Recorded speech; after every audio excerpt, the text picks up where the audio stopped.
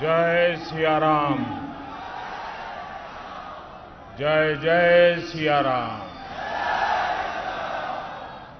कार्यक्रम में उपस्थित उत्तर प्रदेश की राज्यपाल श्रीमती आनंदीबेन पटेल,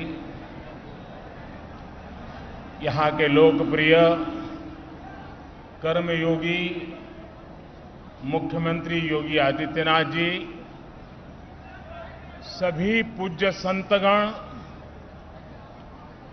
उपस्थित अन्य सभी प्रबुद्धजन, श्रद्धालुगण, देवी और सज्जनों, श्री राम लला के दर्शन और उसके बाद राजा राम का अभिषेक,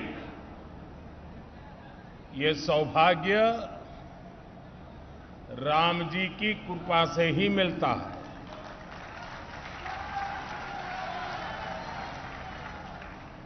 जब श्री राम का अभिषेक होता है तो हमारे भीतर भगवान राम के आदर्श और मूल्य और दृढ़ हो जाते हैं। राम के अभिषेक के साथ ही उनका दिखाया पथ और प्रदीप्त हो उठता है। अयोध्या की तो रज रज में, कण कण में उनका दर्शन समाहित है। आज अयोध्या की रामलीलाओं के माध्यम से, सरयू आरती के माध्यम से, दीपोत्सव के माध्यम से और रामायण पर शोध और अनुसंधान के माध्यम से ये दर्शन पूरे विश्व में प्रसारित हो रहा है। मुझे खुशी है कि अयोध्या के लोग, पूरे उत्तर प्रदेश और देश के लोग इस प्रवाह का हिस्सा बन रहे हैं।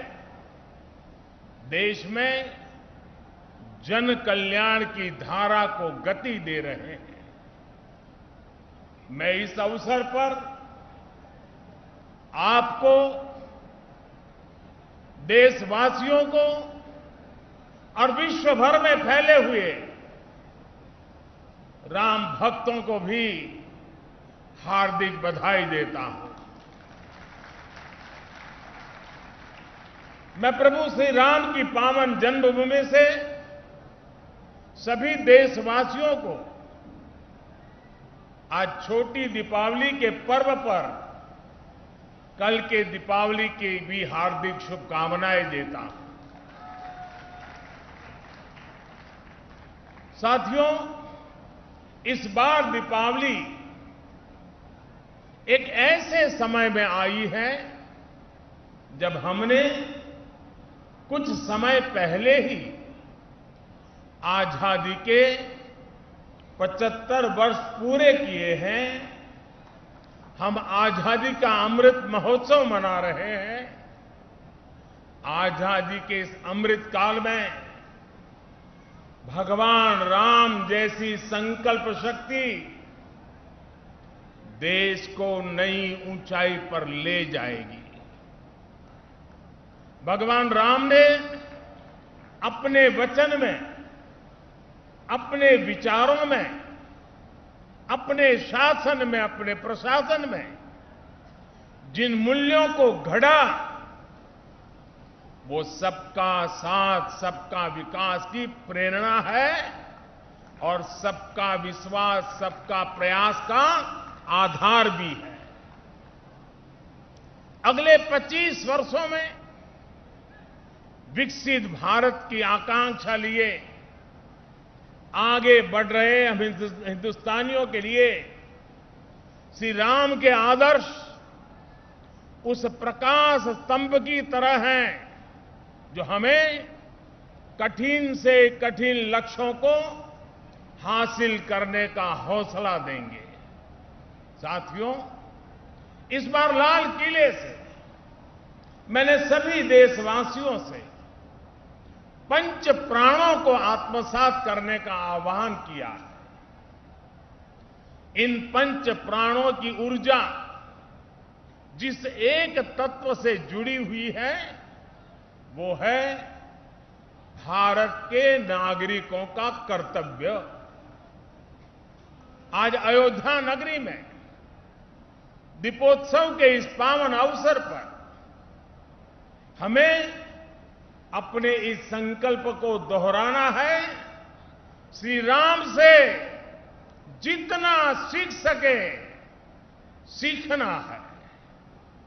भगवान राम मर्यादा पुरुषोत्तम कहे जाते हैं। मर्यादा मान रखना भी सिखाती है और मान देना भी सिखाती है। और मर्यादा जिस बोध की आग्रही होती है वो बोध कर्तव्य ही है।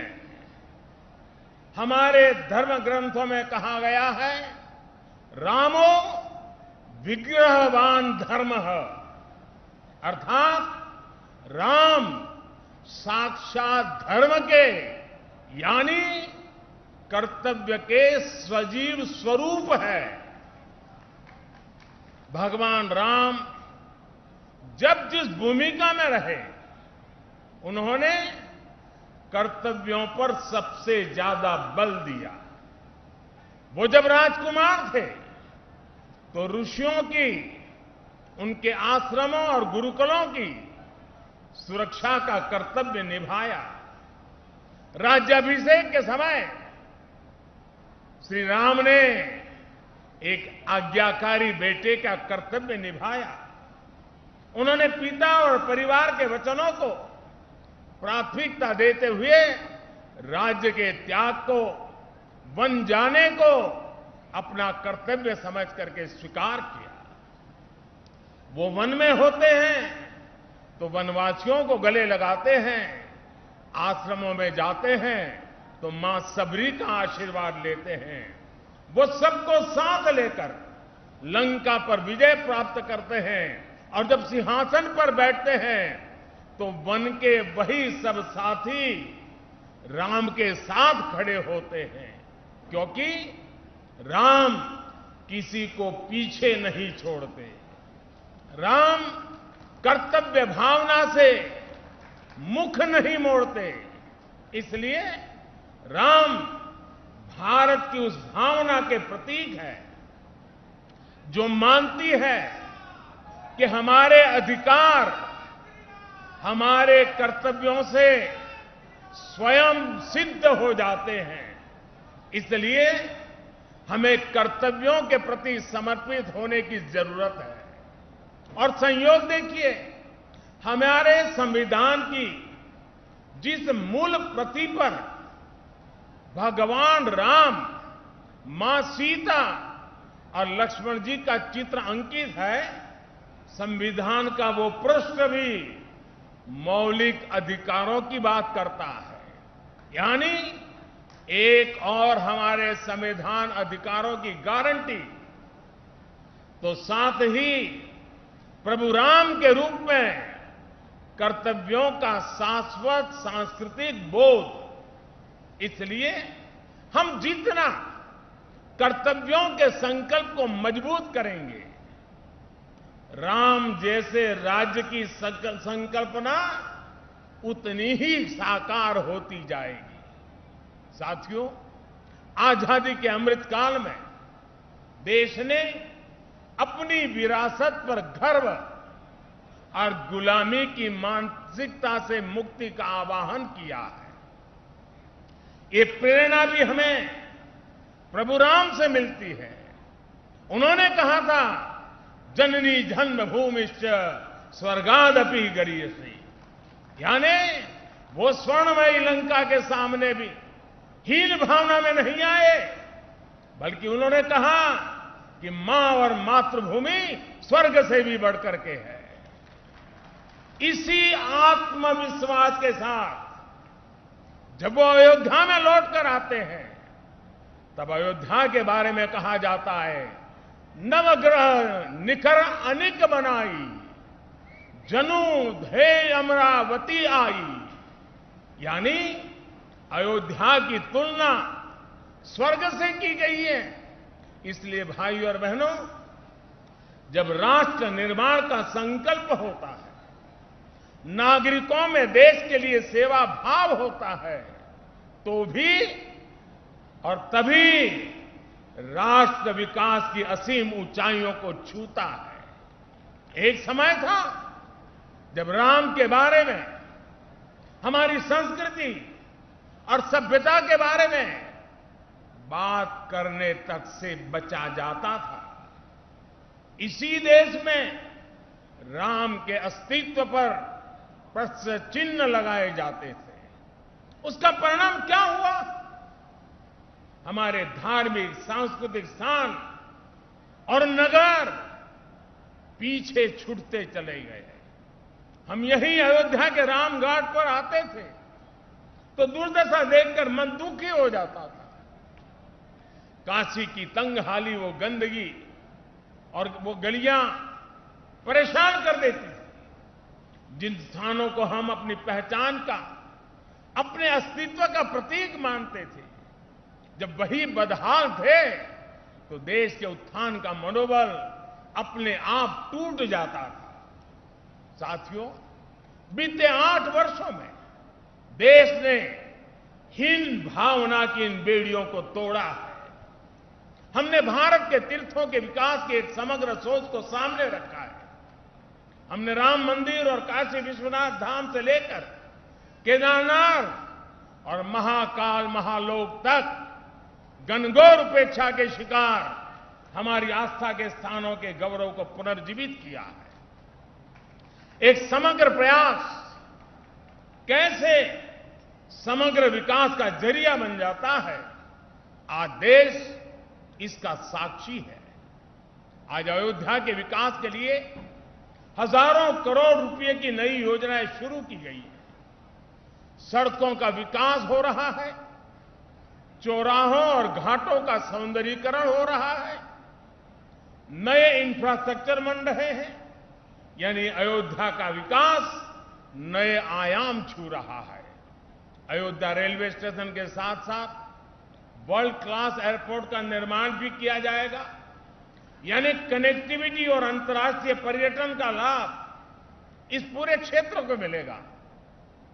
अयोध्या के विकास के साथ साथ रामायण सर्किट के विकास पर भी काम चल रहा है। यानी अयोध्या से जो विकास अभियान शुरू हुआ, उसका विस्तार आसपास के पूरे क्षेत्र में होगा। साथियों, इस सांस्कृतिक विकास के कई सामाजिक और अंतर्राष्ट्रीय आयाम भी है। श्रृंगवेरपुर धाम में निषाद राज पार्क का निर्माण किया जा रहा है। यहां भगवान राम और निषाद राज की 51 फीट ऊंची कांच से प्रतिमा बनाई जा रही है। ये प्रतिमा रामायण के उस सर्व समावेशी संदेश को भी जन जन तक पहुंचाएगी, जो हमें समानता और समरसता के लिए संकल्पबद्ध करता है। इसी तरह अयोध्या में ट्विन होम मेमोरियल पार्क का निर्माण किया गया है। ये पार्क भारत और दक्षिण कोरिया अंतर्राष्ट्रीय संबंधों को प्रगाढ़ बनाने के लिए दोनों देशों के सांस्कृतिक रिश्तों को मजबूत करने का एक माध्यम बनेगा। अब कल्पना कर सकते हैं, इस विकास से, पर्यटन की इतनी संभावनाओं से युवाओं के लिए रोजगार के कितने अवसर पैदा होंगे। सरकार ने जो रामायण एक्सप्रेस ट्रेन चलाई है, वो स्पिरिचुअल टूरिज्म की दिशा में एक बेहतरीन शुरुआत है। आज देश में 4 धाम प्रोजेक्ट हो, बुद्ध सर्किट हो या प्रसाद योजना के तहत चल रहे विकास कार्य हो, हमारा यह सांस्कृतिक उत्कर्ष नए भारत के समग्र उत्थान का श्री गणेश है। साथियों, आज अयोध्या नगरी से मेरा पूरे देश के लोगों के लिए एक प्रार्थना भी है, एक नम्र निवेदन भी है। अयोध्या भारत की महान सांस्कृतिक विरासत का प्रतिबिंब है। राम अयोध्या के राजकुमार थे, लेकिन आराध्य वो पूरे देश के हैं। उनकी प्रेरणा, उनकी तप तपस्या, उनका दिखाया मार्ग हर देशवासी के लिए है। भगवान राम के आदर्शों पर चलना हम सभी भारतीयों का कर्तव्य है। उनके आदर्शों को हमें निरंतर जीना है, जीवन में उतारना है। और इस आदर्श पथ पर चलते हुए अयोध्या वासियों पर दोहरा दायित्व है। आपकी डबल रिस्पॉन्सिबिलिटी है मेरे अयोध्या के भाइयों बहनों। वो दिन दूर नहीं जब विश्व भर से यहां आने वालों की संख्या अनेक गुना बढ़ जाएगी। जहां कण कण में राम व्याप्त हो, वहां का जन जन कैसा हो, वहां के लोगों का मन कैसा हो, ये भी उतना ही अहम है। जैसे राम जी ने सबको अपनापन दिया, वैसे ही अयोध्या वासियों को यहां आने वाले प्रत्येक व्यक्ति का स्वागत अपनत्व से करना है। अयोध्या की पहचान कर्तव्य नगरी के तौर पर भी बननी चाहिए। अयोध्या सबसे स्वच्छ नगरी हो, यहां के रास्ते चौड़े हो, सुंदरता अप्रतिम हो।